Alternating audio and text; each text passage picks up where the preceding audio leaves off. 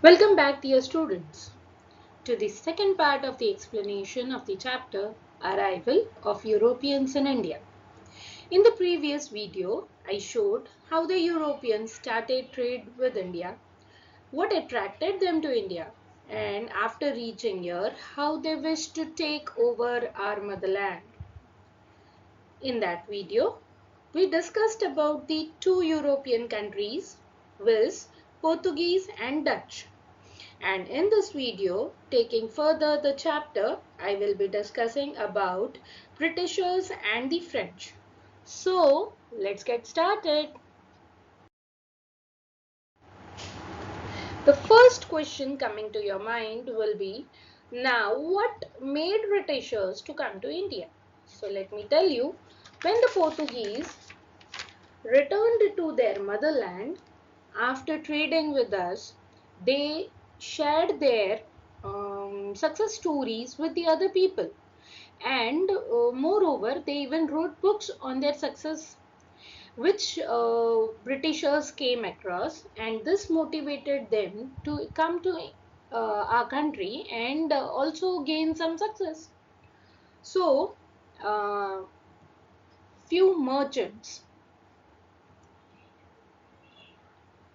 came together and made some discussions and formed the East India Company. Here you can see in my video, I am showing the pointer says the East India Company was formed, and they couldn't continue with the trade unless their queen gave them the permission.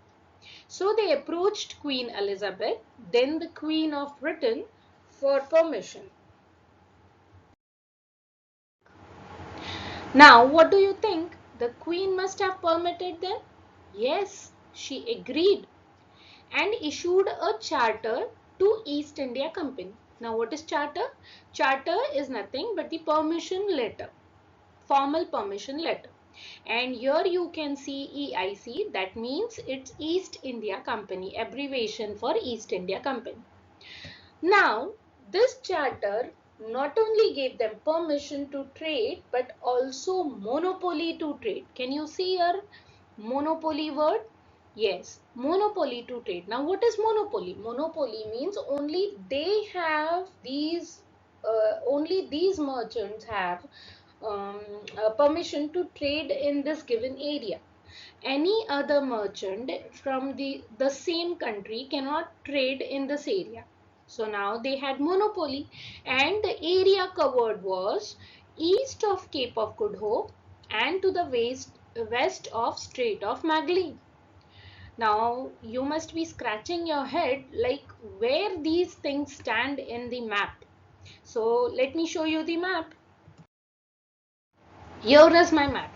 The two arrows are showing. Can you see the red Cape of Good Hope? Yes, to the east of the Cape of Good Hope and to the west of Strait of Magellan. This area was simply given for the merchants to trade. This pink the pink division will show you clearly the area given for the trade, and it was not for few months or few years. It was, the permission was for 15 years. Yes, you are hearing it right. The permission was for 15 years. So now, though the East India Company got permission in 1600, they started to reach India from their motherland. But they reached India in 1608. Now you must be thinking, what took them so long to come to here?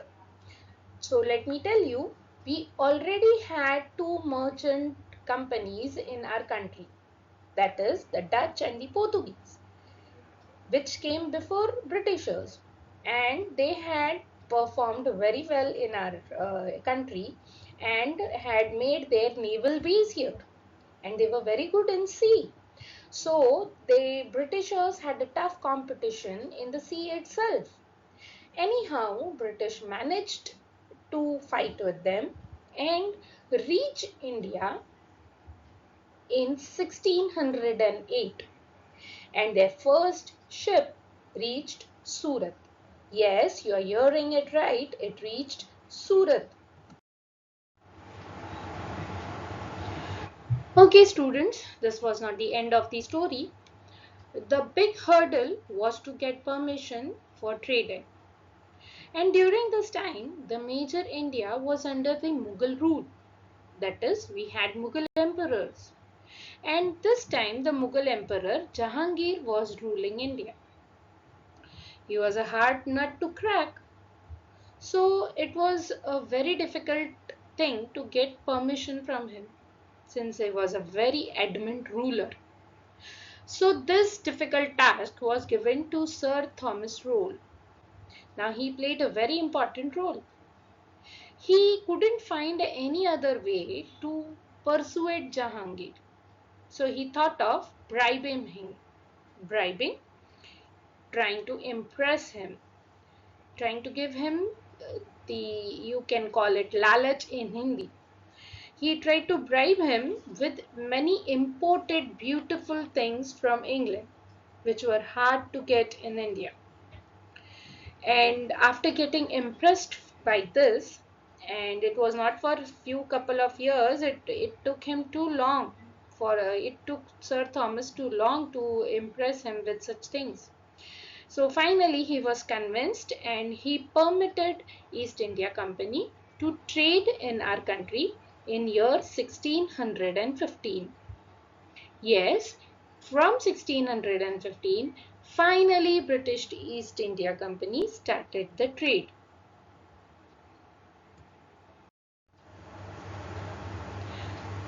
Now class, it is said so that Jahangir not only gave them permission, but he also ensured that nobody will be disturbing Britishers in their trade.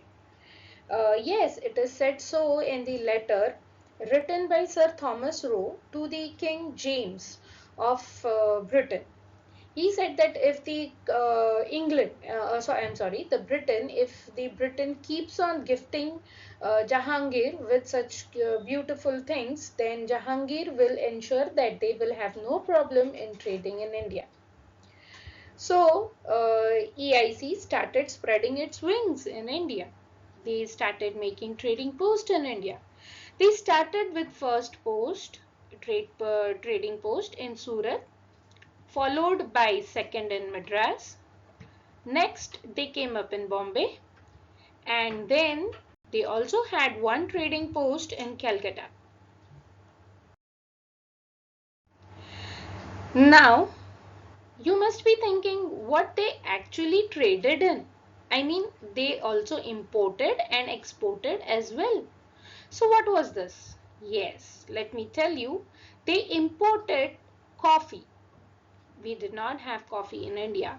They imported coffee and also the finest breed of horses for gifting and for their own purposes and everything. The finest breed. And then they exported the finest quality of muslin, that is from Dhaka, which India was very famous for. And we had even the finest quality of cotton. And Britishers were more interested in saltpetre. Now you must be thinking, what is saltpetre? Then let me tell you, it is an essential component which was used in making gunpowder. And I'm sure you know for what the gunpowder is used. And thus, India was the best place to get saltpetre from.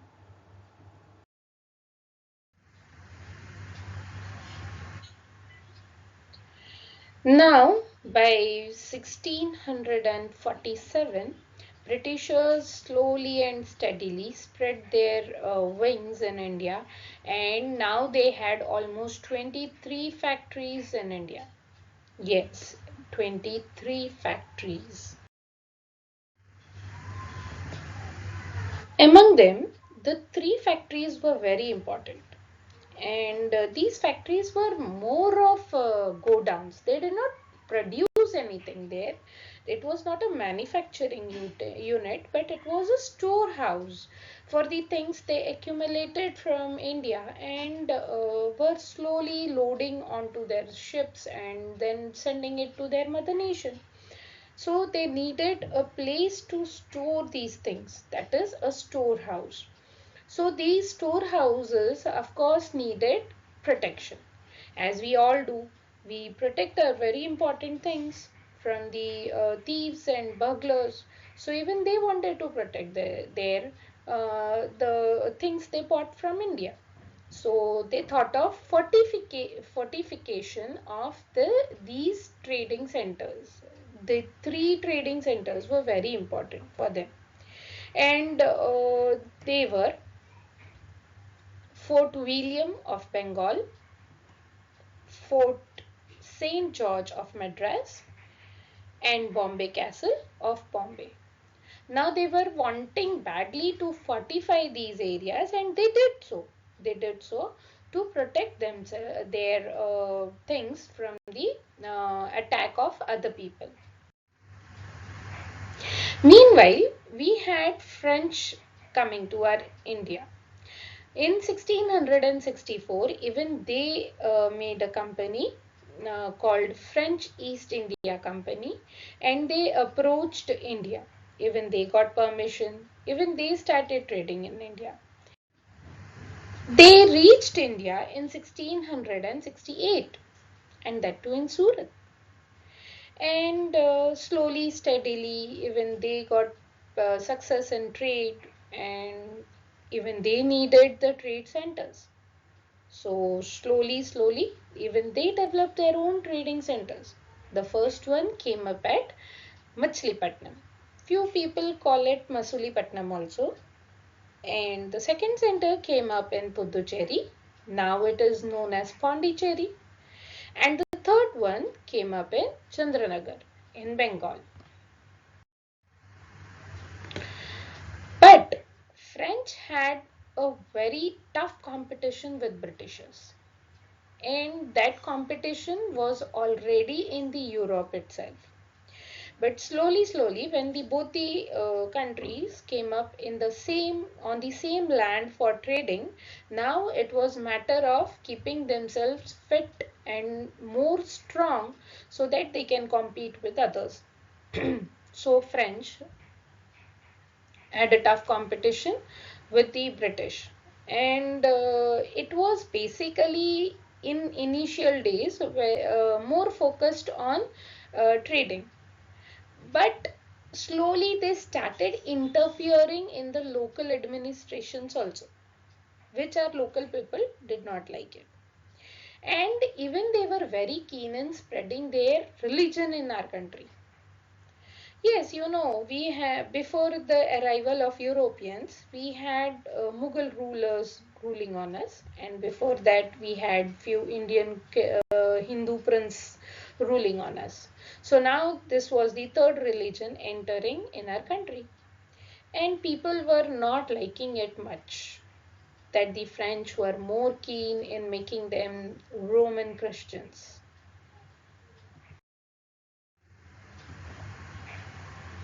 Now, a turning point came in trades. Now we had one more emperor if called Farukshiyar. He was very happy with these traders, and he came up with Farman. Now this Farman is a Hindu word. I'm sorry, it's a Urdu word. It says that it is a form of declaration. He said that in his Farman in the year 1713 and nearby 1719 that these traders will be given a tax-free trade permission. Now what is tax-free? That is, they won't be forced to pay duties on exporting things or importing things. Whereas the local traders had to do so.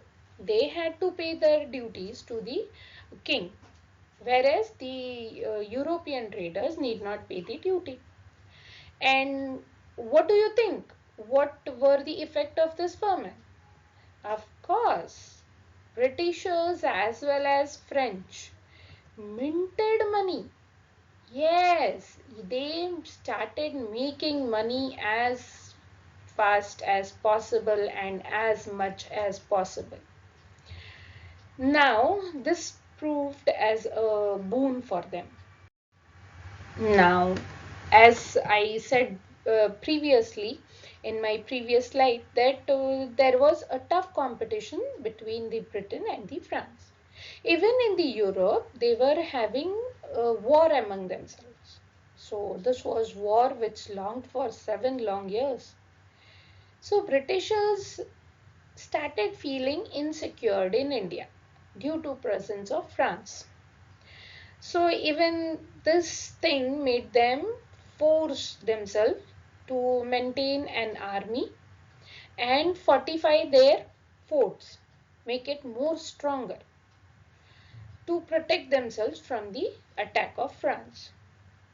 But then this time we had a Nawab ruling in Bengal, Siraj Ud Daulah.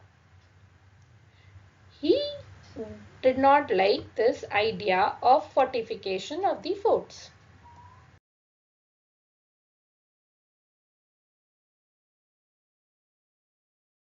The Nawab of Bengal.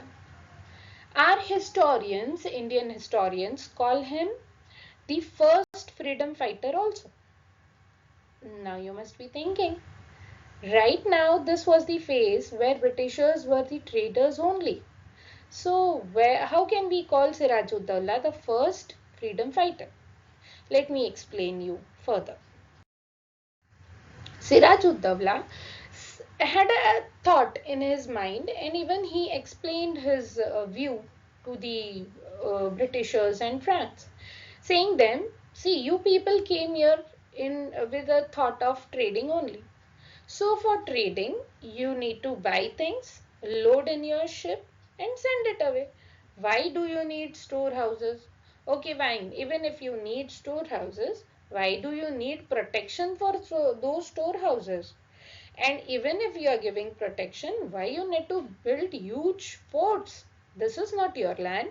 This is our land. And you cannot make your decisions here. So Siraj Ud Daulah asked them to stop the fortification of the fort. Moreover, Siraj Ud Daulah also said them, now it was okay with the Farman by Farukhshiyar, but then the time has changed and you are bound to pay taxes to us, that is to the Nawab of Bengal. So now this proposal or this thought was kept in front of both the people, that is the French as well as the British. The French agreed to Siraj Ud Daulah. They accepted to pay the tax. But then British, now they were getting very greedy. They denied to pay the tax. Siraj Ud Daulah was very annoyed over this act of Britishers.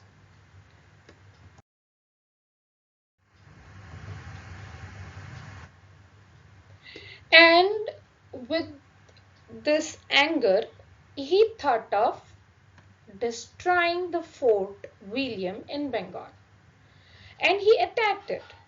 He attacked Fort William in the month of June of 1756.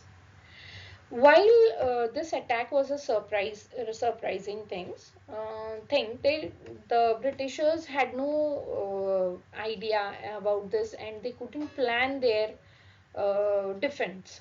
So few Britishers managed to escape from the fort, but few couldn't run away, so they were trapped in the fort. Now these people were made prisoners and put behind the bars. Now this prison in which they were kept, it was a small guard room in the fort itself, in the Fort William itself. So this guard room was very small and approximately 146 people were stuffed, literally pushed in this guard room. Now for the overnight period. Now in the morning the room was opened, only 23 people were found alive. The others died due to suffocation. And many of these people were females and small children. This was indeed a cruel act which raised anger in Britishers. And this incident is called as black hole incidents.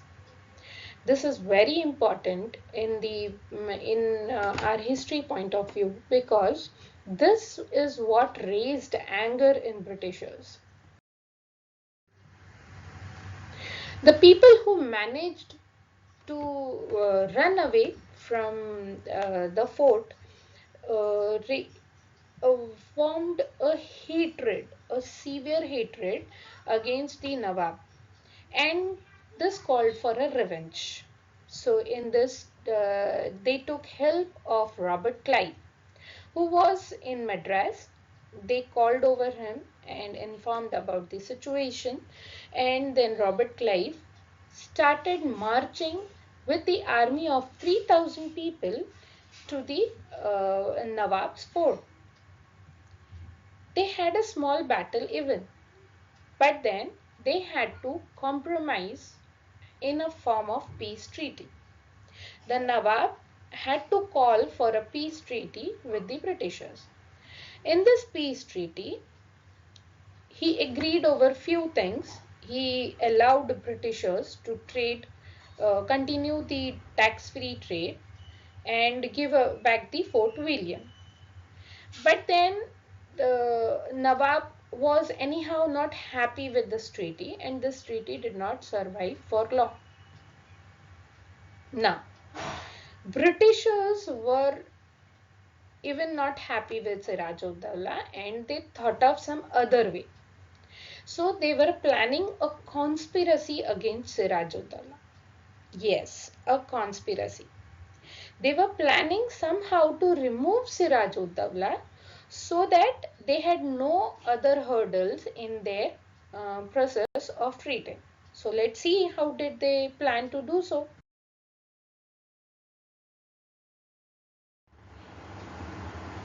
The conspiracy the Britishers planned against Siraj Ud Daulah was that bribing Mir Jafar.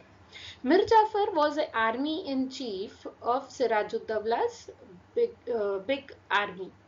And he was said so that if Mir Jafar helps in killing Siraj Ud Daulah, then the Britisher would make him the Nawab of Bengal. Mir Jafar agreed over this, and he accepted and decided to help Britishers. At the same time, Britishers wanted to provoke Siraj Ud Daulah, and thus they attacked on the French factory. Since Siraj Ud Daulah and the French were on good terms with each other, this attack on French factory made Siraj Ud Daulah furious, and he decided to open the war on Britishers. So Siraj Ud Daulah approached with his army to the Plassey. Plassey is a place next to river bank of Bhagirathi, and there he met the army, confronted the army of Britishers, and it was known as Battle of Plassey. This happened on 23rd June 1757. Now, students, you must be thinking why this Battle of Plassey is of big importance to us. Now, this was the mark of start of British rule in India. If ever Siraj Ud Daulah would have won this battle, Britishers would have never come up in India again.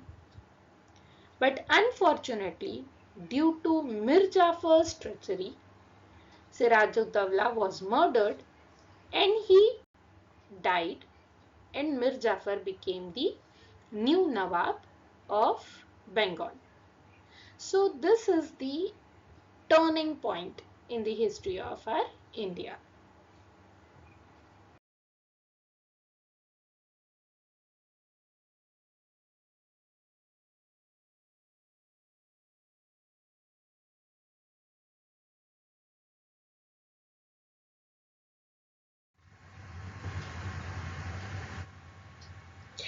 At the same time, there was decline of French.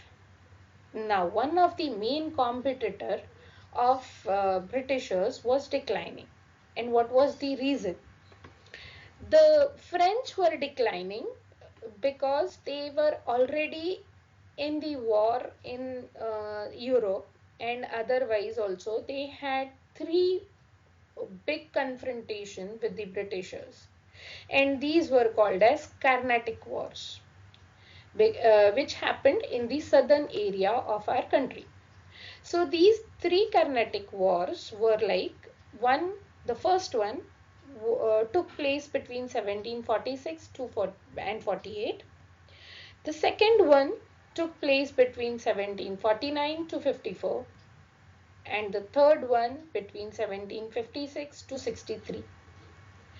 So, and the result of this Carnatic War was the French lost.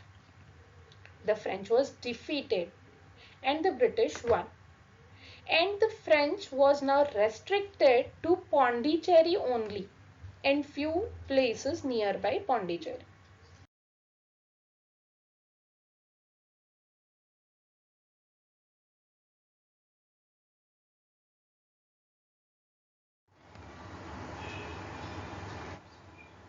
Replaced one puppet with another. Now what is this? By puppet I mean Mir Jafar. Yes, even Mir Jafar was fed up following the Britishers' commands. As Britishers were busy filling in their treasures, whereas the Bengal's treasure was getting empty. And because of this worry, Mir Jafar badly wanted to go against Britishers. And for this, he sought help of the Dutch, the competitor of the British. He asked Dutch to help him in to fight against British. But it all went in vain. Let's see how. Britishers, when they got the news about Dutch approaching them, before they came, the Britishers went and surprised attacked on them in Chinsura. It's a place before Bengal. So they attacked on them in Chinsura. The Dutch were defeated and they had to go back. Whereas after getting annoyed with Mir Jafar was replaced with Mir Qasim. Now who was Mir Qasim? Mir Qasim was son-in-law of Mir Jafar. But soon, even Mir Qasim realized that the greed of British was rising day by day. And even he was fed up with their demands. So even he was desperately searching some way to get out of the clutches of British. And meanwhile, Robert Clive, who was the master planner in this British people, he had went back to England. And Mir Qasim thought that this was the best time he could make some changes in his kingdom to protest against the British. Thus, Mir Qasim was planning something. He tried to make his army more better. And meanwhile, he had three small battles with the Britishers. And unfortunately, he was defeated. And then he thought, why not take help of some other people?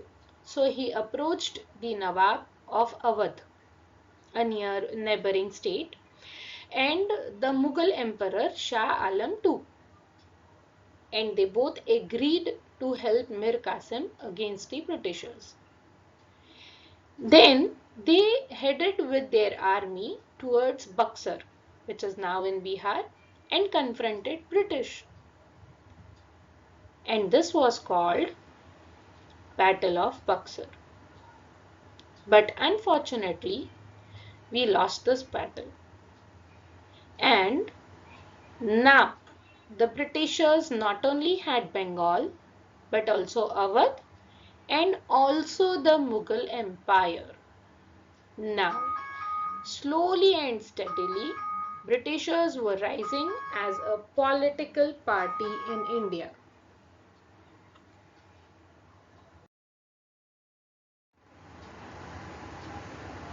So, students, we saw how the traders who came in India with the purpose of trading and how slowly and steadily they spreaded their hold in India as trading post, and how after the Battle of Buxar they became a political party in India.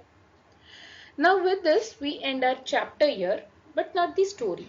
The journey of Britishers will go ahead in our next chapter. Meanwhile, I would like to bring in front of you few facts, few amazing facts. Let's see. One of them is, does this fruit remind you of something? Yes, it's mango. It's Alfonso mango. Now this Alfonso word is something new to you? No, you have heard this name.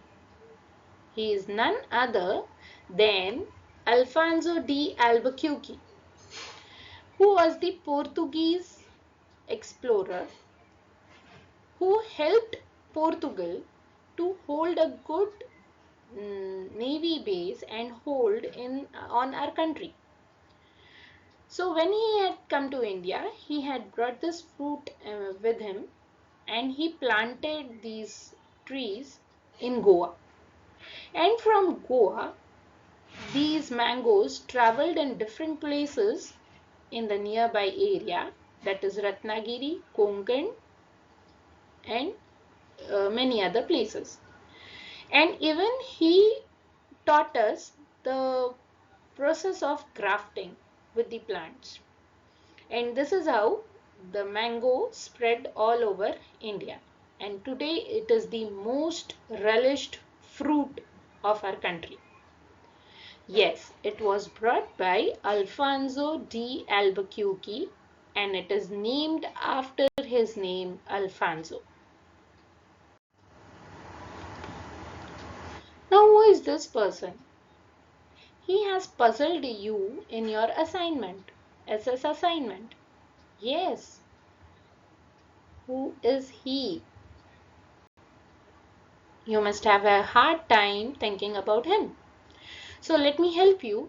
He is Ferdinand Magellan. Yes, you have heard his name in Strait of Magellan.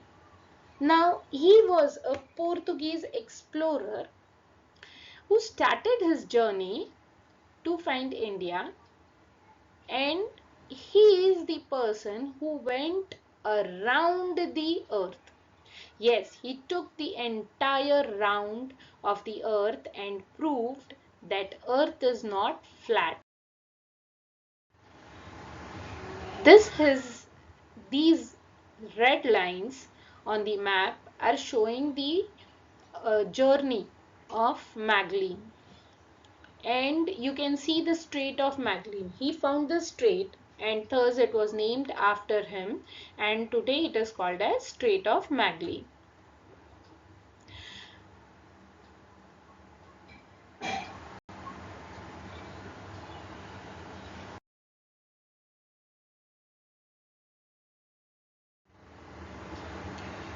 With this, I end my chapter here. Thank you for listening me patiently, and I hope you have been benefited by this video. Thank you.